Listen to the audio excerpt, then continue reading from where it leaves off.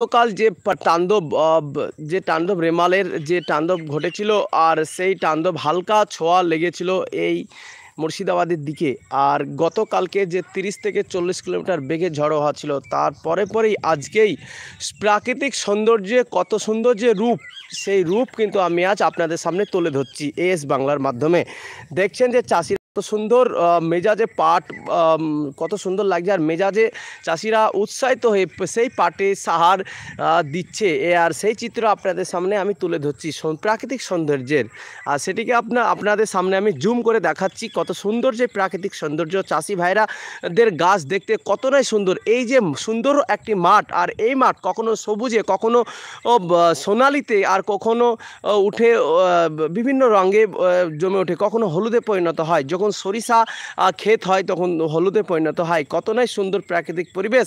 আর তার পাশে রাস্তার পাশে জমে উঠেছে পার্থেনিয়াম গাছ। আর এই পার্থেনিয়াম গাছে বিভিন্ন রকমের হাঁপানি থেকে শুরু করে শ্বাসকষ্ট এবং ক্যান্সারের সম্ভাবনা হয় থাকে বৈজ্ঞানিক মতে। আর এই পার্থেনিয়াম রাস্তার পাশে দেখলে আপনারা অবশ্যই এই গাছটিকে কেটে জ্বালিয়ে পুড়ে দিবেন, নচেত বিভিন্ন রকমের রোগ হতে পারে, এমনটাই জানিয়েছেন বিশেষজ্ঞ ডাক্তাররা।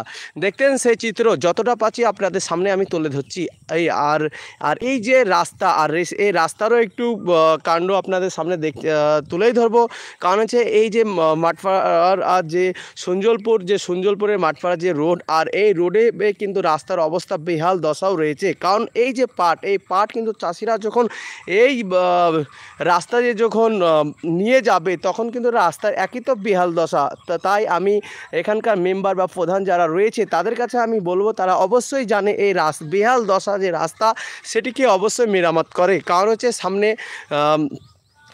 দেখতেই পাচ্ছেন সেই চিত্র আমি তুলে ধরছি যে সামনে রাস্তা বেহাল দশা। আর এই রাস্তা কতদিন এই রকম থাকবে? প্রায় কয়েক বছর ধরে এই রকমই দশা। তাই আমি করজোরে এখানকার প্রধান এবং মেম্বারের কাছে আর্জি জানাচ্ছি, অবশ্যই আপনারা এই রাস্তাটি মেরামত করে দিবেন।